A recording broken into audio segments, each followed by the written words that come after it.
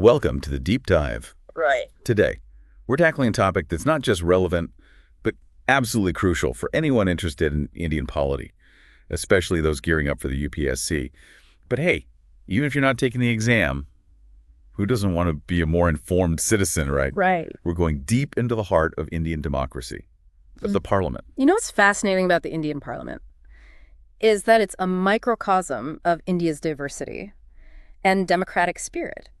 It draws inspiration from different models, but ultimately carves its own path. Right, so we've got a mountain of sources here. Articles, excerpts, historical context, all about how this institution functions, from its structure and members to the nitty-gritty of how laws are made. Where do we even begin? Well, the first thing you absolutely need to know is that the Indian parliament is bicameral. That means it has two houses, the Lok Sabha and the Rajya Sabha, each representing a different facet of Indian democracy. It's like having two expert committees working together but with distinct roles and powers. So is it like the classic checks and balances system we see in other democracies? Exactly. The Lok Sabha, also known as the House of the People, is the one directly elected by, well, the people. It's the pulse of the nation, reflecting the diverse voices and aspirations of its citizens. For UPSC aspirants, understanding the dynamics of the Lok Sabha elections, from constituency delimitation to reservation of seats, is crucial. Okay, that makes sense. The people choose their representatives. But what about the Rajya Sabha? How does it fit into this picture? The Rajya Sabha, or the Council of States, as the name suggests, represents the interests of India's states and union territories. It's a bit more indirect. Its members are elected by the elected members of state legislative assemblies.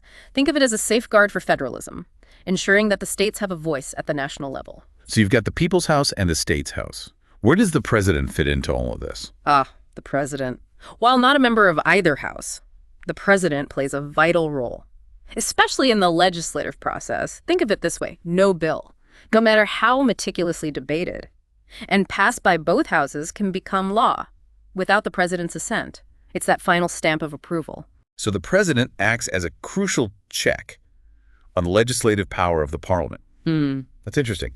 This structure with the president's integral role makes the Indian system quite unique. Absolutely. It sets it apart from systems like the American one, where the president is separate from the legislature. This is something you'll want to keep in mind for your UPSC prep, understanding the nuances of these different models. Right. So we've got the basic framework, two houses and the president.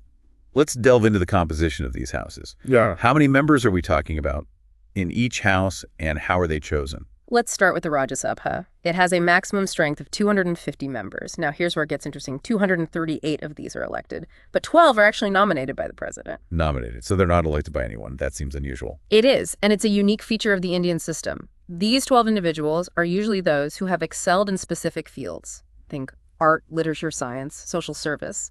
It's a way to bring diverse voices and expertise into parliamentary discussions. So it's like adding a layer of specialized knowledge to the mix. Pretty cool. And the 238 elected members. How does that process work? These members are elected by members of state legislative assemblies, not directly by the people. And it's not a simple first-past-the-post system.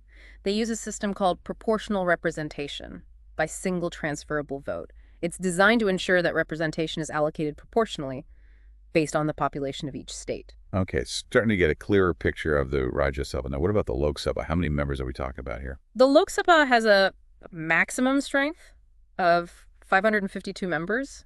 530 of these represent states. 20 represent union territories. And similar to the Rajya Sabha, we have 2 nominated members. Okay, so a much larger house in the Rajya Sabha, and the nominated members here are? These are members from the Anglo-Indian community, nominated by the president. It's a historical provision aimed at ensuring the representation. Got it. Now, with 530 members representing states, how are those elections structured? Is it like the Rajya Sabha? With varying numbers per state based on population? This is where it differs. In the Lok Sabha, each state is divided into territorial constituencies, with 1 member elected from each. It's like a giant electoral jigsaw puzzle, where each piece represents a constituency. And this is where universal adult franchise comes into play. Every citizen over 18 gets a vote. A far cry from the days when only a select few had the right to vote right. Absolutely. Lowering the voting age to 18 was a significant step towards making Indian democracy more inclusive. It's a testament to the evolving nature of our political system. Okay, so we've got our constituencies with one member elected from each area. But how do they decide the boundaries of these constituencies? It seems like it could get tricky, trying to ensure fairness. That's where the delimitation process comes in. After each census, a delimitation commission redraws the boundaries of these constituencies. The aim is to ensure that each constituency has roughly the same population, maintaining a balance in representation. It's a complex process aimed at preventing any undue advantage to one party or group. So it's all about keeping the electoral playing field level. Yeah. Makes sense. But with all this talk about proportional representation, why didn't they go for it in the Lok Sabha elections? That's a question that was debated extensively when India's constitution was being framed. While proportional representation has its merits, especially in ensuring minority representation, it wasn't adopted for the Lok Sabha mainly because of its complexity and the potential for political instability. Imagine a scenario with numerous small parties constantly forming and breaking alliances. It could make governing a real challenge. It's to trade off simplicity and stability over the nuances of proportional representation. Interesting. But are there any special considerations for certain groups within this constituency system? Absolutely. The Constitution mandates the reservation of seats for scheduled castes and scheduled tribes in the Lok Sabha. This reservation is proportionate to their population, in each state ensuring their representation and addressing historical disadvantages. Right. It's about inclusivity and making sure everyone has a voice in the parliament. Yep. So we've got a good grasp on how these houses are formed. Now let's talk about their lifespan. Do both houses exist in perpetuity, or is there an expiry date? That's a key difference between the two houses. The Rajya Sabha is what we call a continuing chamber.